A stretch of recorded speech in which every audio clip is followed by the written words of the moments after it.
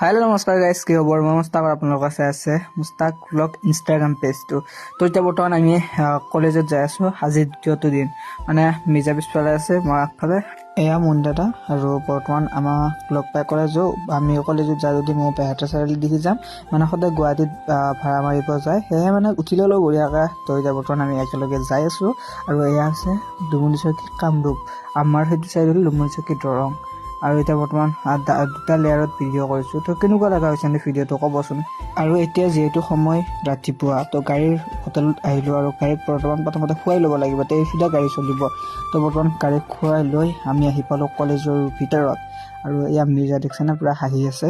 তো আকৌ নেক্সট উলটি আহি আমি পাই গ'লোঁ, আকৌ নেক্সট ঘৰত যাই আছোঁ এতিয়া।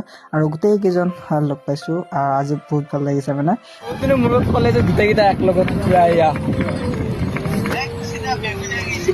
এই আগফালে ভিডিঅ' কলো কৰি আছে, চব মানে এক লগত দিবা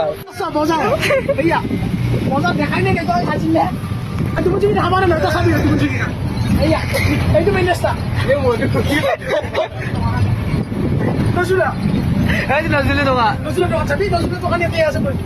আজি ভিডিঅ'টো অকণমান আছিল দিয়ক।